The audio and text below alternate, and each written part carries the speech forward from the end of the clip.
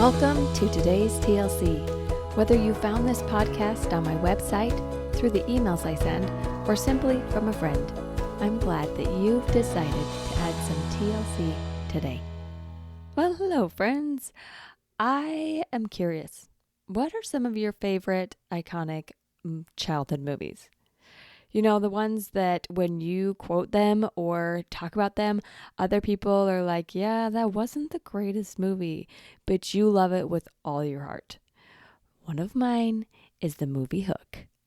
And if you're with me, you totally know why. And it doesn't matter that on Rotten Tomatoes, the critic score is 29%. Because in 1991, Robin Williams was in his prime.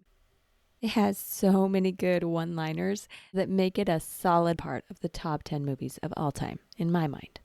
Even to the point where I may or may not have spent a good portion of my labor for my third child watching that movie and totally bawling at the moment where he says, you know what my happy thought was? It was you. If you know what I'm talking about, you understand why that moment was emotional for me. If you don't already know the premise of this movie, it's kind of like the life after Peter Pan, where Hook comes back and tries to get Peter Pan to come to Neverland because he wants his rival, and Peter only goes because he's following his children and wants to bring them home. But Peter has lost sight of who he truly is, who he's capable of being on the inside. Insert the iconic scene where Peter is sitting at the table with all of the lost boys and they bring in a feast of all of this delicious smelling food. And he's starving because they have worked him all day trying to get him to be like Peter Pan. And he takes the lid off and all of the steam from the food comes up and there's no food on the table. And you can just see him being deflated.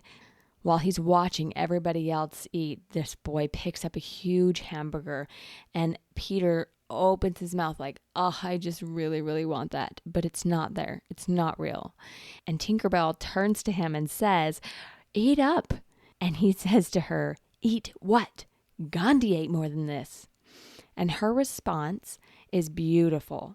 She says, if you can't imagine yourself being Peter Pan, you won't be Peter Pan. So eat up. How are you showing up in unbelief? What are you resisting in your life because you aren't imagining yourself being what you could be? We take ourselves so seriously. We think that we know how we are and how we show up and what we need to be doing to be quote unquote healthy. And we put so much effort into maintaining the vision of who we think we are. But what about who we want to be? What about who we're becoming? What about the person that you are on the inside that is authentic to the light that God has given to you that isn't being shown because you believe that it needs to look a certain way?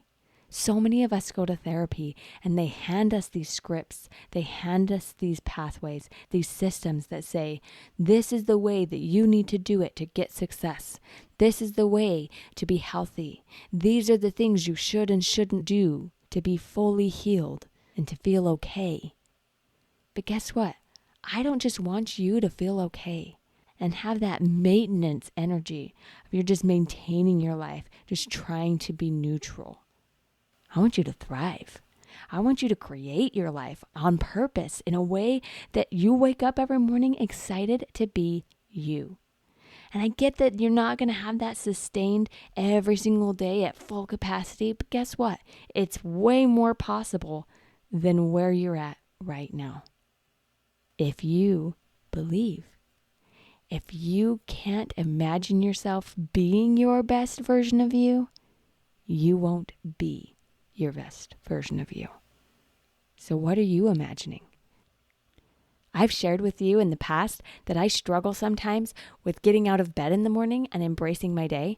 And that especially happens at the end of the summer when I'm trying to get back into the routine where my body's like, no, we have been so not on a schedule. And then I try and pull myself out of bed at like 6 or 6:30 and it is just so hard. But I set a goal that I was going to get back into it and report to my coach at the end of that week. And I will tell you, I have processed this a lot. I've gone through my past and turned over all the rocks to see where it is that it's influenced me to feel like I need to wake up early and that I would need to be like my mom who went to bed at 9 o'clock at night when I was younger and woke up at like 4:30 in the morning all the time. Or I think of my brother who just never would get out of bed. My mom would squirt him with a cold squirt bottle to make him startle out of bed and get angry and so he'd actually move. And all the people that I try and be like, or the things that I say about how I am. And I try and hedge my bets by saying, okay, I stayed up super late, so I should set my alarm for a little bit later in the morning because I know it's going to be hard for me to get up. As I was telling my coach about doing this the night before and then waking up with my alarm but still feeling tired, I had this realization. I had been totally sabotaging how I was going to show up that morning. I did not believe that I was going to wake up refreshed and energized. I believed I was going to be tired. And so guess how I felt the next morning? Tired. Now, I know there are times where our bodies are going to feel tired, where there are going to be some things that aren't just about our belief. There are times that that's true. But how often are you sabotaging your capacity because you believe it's going to fail? Because you believe that you're not going to show up for yourself? Because you're setting up backup plans because you don't think you'll follow through? Now, if you're in the energy with me here, thinking about all of these times, I want you to shake it off a little. Shake your arms, shake your shoulders, just get a little bit of that energy flowing because I am feeling it. I'm feeling that stuck energy. And guess what? When you smile and you loosen up a little bit, it gives space for that creative juice to flow. Just like in this movie Hook. I got to go back to that because it really is such a good scene. When he's sitting there after Tinkerbell says, "So eat up," Peter hesitates. He still just can't believe that he can do it. Until Rufio starts throwing some insults at him. And the insults are so immature. And Peter can't believe that this so-called leader is saying these things in front of all of these children that are watching. And at first he totally resists it. But you know what changes that for him? The people around him start showing that they believe in him. Come on, Peter, throw it back. You can do better than that. And his first insult, I bet you don't even have a 4th grade reading level. He gives a little bit. And then it grows back and forth, being a little braver and a little braver. And it grows until he gets a win. You lewd, crude, rude, bag of pre-chewed food, dude. And everybody goes, bangarang, Peter. And he lights up. And he sees that Rufio is nervous that Peter can actually succeed. And Peter stands up and he starts being who he truly is. Points his finger at Rufio, puts him in his place, and ends with, "Don't mess with me, man. I'm a lawyer." And he sits down. In that moment, they all start chanting and cheering him on. And he picks up a spoon, puts it in his imaginary bowl of pudding, and flings it at Rufio's face. And guess what happens? All of the food appears. It appears. He did it. He created space to imagine the food, being willing and brave enough to try something that felt completely ridiculous, foreign, unnatural even to him. But it was actually the most natural thing that he could have done. My friend, are you stuck in unbelief? Believe that you can do this. You are not a maintainer. You are a creator. You can transition to the next phase forward, whatever that is in your life. If you believe, you can take that one step of courage at a time. My sister sent me this quote the other day, and I love it. It's by a woman named Brianna Weist, and she said this: "True self-care is not salt baths and chocolate cake. It's making the choice to build a life you don't need to escape from." Believe that you can build that life. Believe you deserve to live that life. A life you don't have to escape from or hit your head on the pillow each night and feel exhausted because it was so hard that day. That exhaustion usually comes from trying to be someone that you are not. Tinkerbell was not telling Peter to believe something that was not true about himself. She was inviting him to embrace his true self, to believe that he can change. I believe that you can change, not because you're not good enough where you're at, but because you deserve to wake up and love your day, instead of wake up already feeling like you're going to be tired and it's going to be hard. This is not toxic positivity where you just pretend like everything is fine, even though it's not. This is courage. This is growth. This is trying something new that's more authentic to where you're really at. This can look like saying no to things that you haven't said no to in a while, or saying yes to turning on music and dance like nobody's watching. This can look like wearing clothes that actually bring out your personality, the real personality. Maybe even the one that as a kid they told you was a little bit too much. For years, I put on clothes that were muted colors and were more flowy because people told me I was too intense, too loud, too much for people. So I never wore very saturated colors, and I always made sure I looked very soft. And you know what that did? It drained my energy. I did not feel like myself. You know what else that did? It gave other people a different message about who I am.